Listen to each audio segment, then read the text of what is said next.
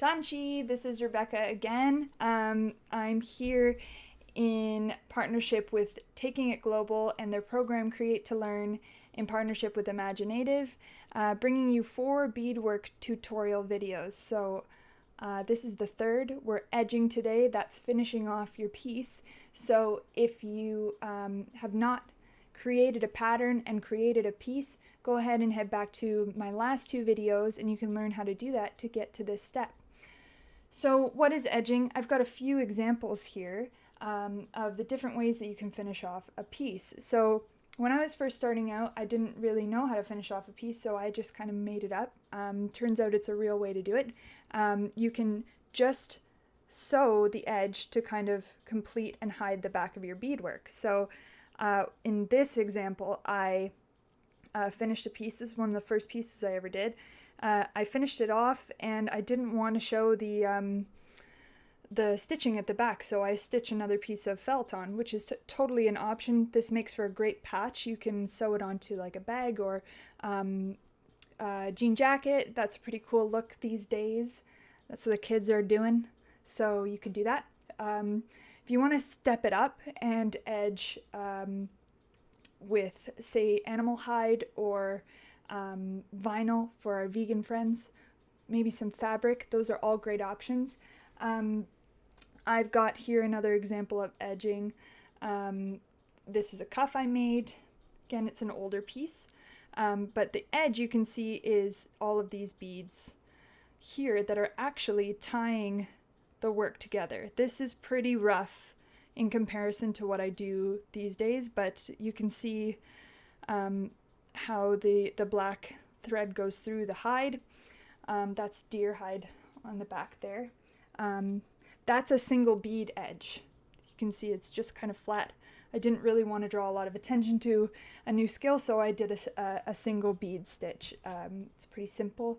There's a few other ways that you can edge. You can edge how we're going to, or this is basically how we're going to today, is where you've kind of got the single bead and then this is advanced though because I'm using special beads here, but you can kind of, they're bigger so you can kind of see what that edge looks like. Neater back too. And then there's also another way to edge is kind of with about like 6 beads and you kind of loop around your work there. This is not my preferred way, but a lot of beaders make this look amazing. I still struggle with it, to be quite honest, so I don't tend to edge that way. Anyway, with that, those are some examples. We are going to be doing the double bead stitch today, so it's going to be a nice little, it's just going to kind of bring a little bit more to that floral. This is the floral, if you remember from my other videos. This is the floral we're going to edge. I'm using animal hide. Quick teaching that I want to pass on. If you're working with hides, it's really important to respect the animal that it comes from. So use everything. That's what I'm trying to say. So use every little bit of hide that you can. For the parts that you just can't use, like you will end up, if you're working with hides a lot, you'll end up with stuff that looks like this. I keep it all together, and then in the springtime, it's a little bit hard these days, but in the springtime I'll take my my unusable pieces and I will go bury them near a tree, and in that way you give you just give respect to the animal, actually in this case several animals, thank them for the use of their hide, thank you for their life, and then lay the rest, the bits to rest and give it back to nature in that way. So that's a teaching that's been passed on to me by an elder, and I think it's very respectful, and in that way I feel a little bit better about using animal hides in my work. You don't have to. You can absolutely back with fabric, as I said before, or more felt. There's vinyl is a cool option that I just learned about instead of using hide. Looks very similar, vegan. So yeah, with that, I'm going to stop babbling a little bit and we're going to just get to the demonstration. So for edging, you'll want to cut your finished piece out of this square that you got here. Take all the paper out of it, and you'll have this nice kind of white outline there. And we'll be ready to go. You'll move on and grab your hide or whatever fabric or material you're working with to back your piece. You'll cut it out and kind of line it up there so that it's okay if it's not perfect. What you don't want is for it to be so large that it actually goes over and spills over on the sides, like have it like that in any way, because that'll just be a mess. If anything, especially with hide, I'm going to talk about hide for this, especially with hide. If you check it out, this commercial tanned, it's not home tanned, so it's stretchy. It's been treated. So less is more. Really, it will stretch. The shape will change a bit. I've even changed it a little bit just by moving it about. So you'll want to you don't want to have it cut too big. As close as you can get, or a little bit smaller, because it will move when you edge. There are two ways to go about edging. You can either pre-punch the holes with an awl, which sometimes I do. However, this is quite thin hide, so I feel confident that I can get my needle through it. I have another needle poking me in the hand. It's no good. Optional is to use some sort of thimble. I made this one because I was desperate for the needle to stop going into my finger when I was doing edging on a recent project. So you can use a thimble and that'll be helpful. So in terms of like deciding what this is going to be, if I were to edge it just like it is now, I'm done. Like that's the piece and it'll just kind of sit. So you need to decide if you're going to make a pair of earrings, you'd stick like a post through it, right? Like you'd stick a post through there. Or if you're going to make a brooch, then you would, kind of make the cuts there for the pin, kind of hold it like that, make the cuts, and then you'd sew it underneath. For now, I'm not going to worry about how this piece is going to finish because I'm trying to show you guys what to do for edging. So let's focus. All right, so you take your string with a knot in it at the end, and you're going to just bring it through. Forget your hide for a second. Just bring that through so that the knot is on the end, just as if you were going to stitch. Then you're going to just line up your... Okay. Starting this is the most complicated. You're also going to be able to see where you start where you started because of the way this technique works. So take one bead, bring her down. Okay. And then you're going to take your needle and bring it through the hide and up through that work, not through the beads, just in that outline, and pull it tight. Then, this is the hard part for everyone, usually, is we want to get that bead to lay flat. I want it to focus on the right bead for you, not the pile of beads, but rather that one bead. So bring the needle through and pull tight. If you're working with hide especially, pull tight. You don't want this back to be loose. It can loosen over time, so just go ahead and pull that quite tight. Then you're going to bead 2 beads on. And for the rest of the time, that's what you'll be doing. So 2 beads. You're going to get this to lay really nice. So right next to this first bead, don't worry if it's not laying flat yet, it will. Go ahead and sew next to that first bead. Give it a little bit of space, because how you want your beads to lay is one kind of sticking up and the next one flat. So it's going to be like the pattern is 3 beads total, but you're stitching 2 at a time. So that, go next to that last bead you laid down, push through the hide and the work,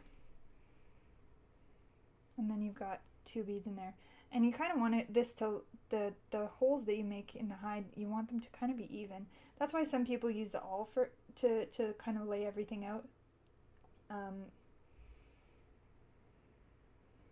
Sometimes I do, sometimes I don't.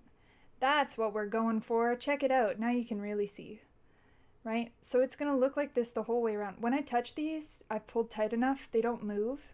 You can, like, you know, bother them a little bit and they won't move, which is a cool look. You don't want these to start laying flat. So you kind of have to take the time to learn how to space this properly. Go next to it, put through the hide, bring that through, bring your beads up to the edge, and then you're only sewing through that last bead that you laid down. Pull up. So just like that. Oh, beautiful.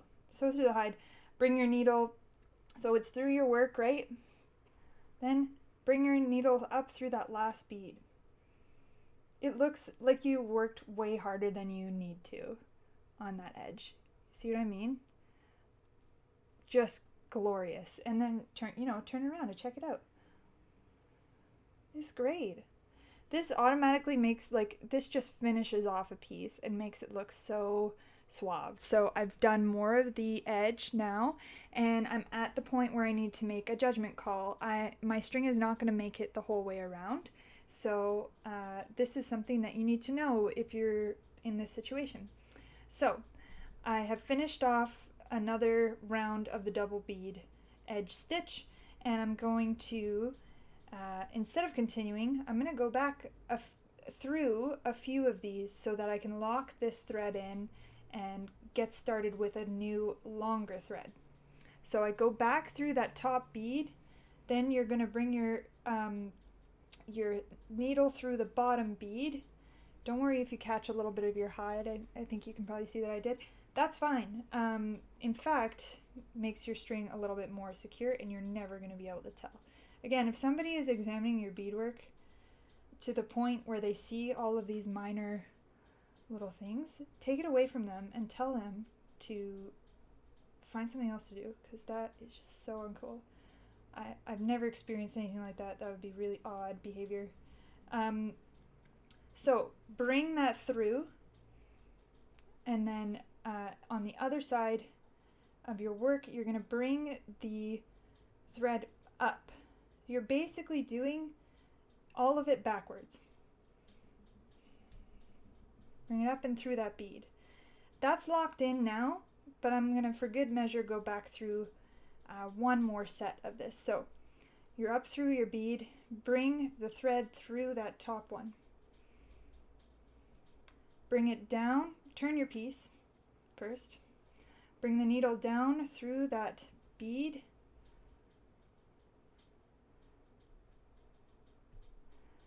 And through, sew through, poke another hole, or go through the hole you already made, through the hide.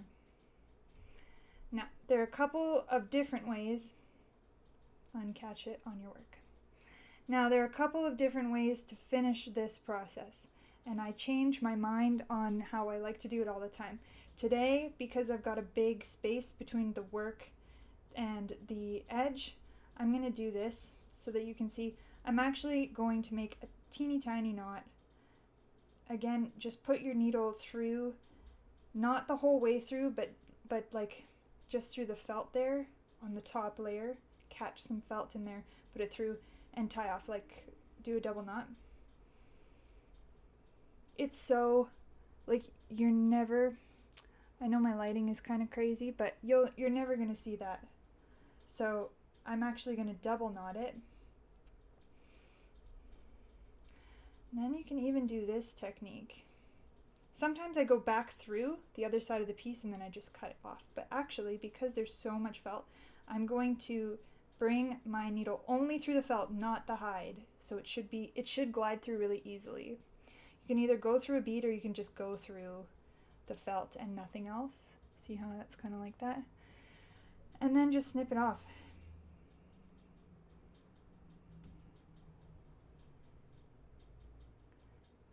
Cool stuff. I'm at the end here.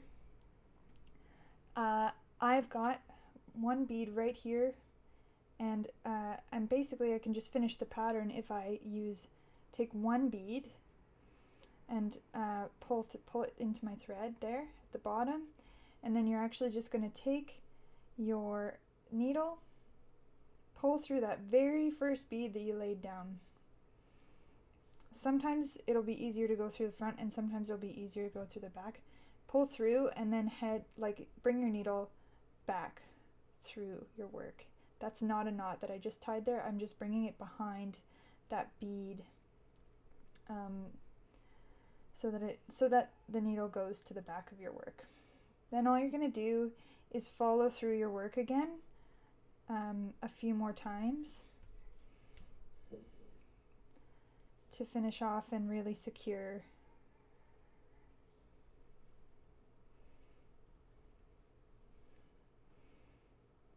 your piece. So through, again, you will get caught almost every time, so just be patient with that. I travel a lot, so I really love when I really love edging because it means that I don't have to get a ton of different beads out in order to work on a piece. So I do this a lot in the car or on planes. Okay, I'm going to end off there. So then bring your needle through the back of your work. Bring it through to the front, and again we are going to tie a little knot. So run your needle through the felt only, tie off as I've shown you in the past couple tutorials, tie a knot. If you're a double knotter like me, go ahead and do it again. You don't necessarily have to, it's just, you know, it would be a shame to have this unravel because you didn't, so might as well. And then once that's tied, put your needle through the felt only and into and up through your work. Pull it through. My thread is very, very tangled at this point because it's been through up and down and around so much. So then it's in your work, but not disrupting any of the other work, right? It's just kind of in your work, and then we're just going to snip it. And that, my friends, is a finished piece. All you have to do now is the same with this. Bring it through and then tie it off, and you'd have a finished piece. So that's it. All right, so that was edging. This is our completed piece here. As you can see, I've made it into a brooch, and it looks awesome. Nailed it. So go ahead and watch this as many times as you need to in order to get that done. And I just wanted to show, I know sometimes it's a little hard to see, so I wanted to show a little picture of another piece that I did where you can really see exactly what we're going for in terms of edging, making everything look fresh. So that is the edging tutorial. Maarsii, thank you for sticking around, for watching, and for following along. Please DM me your finished pieces if you follow the tutorials and create something. I would love to see. Don't forget to follow Create to Learn on Instagram and follow me, Wapama Show Fine Arts. I have one more tutorial coming, so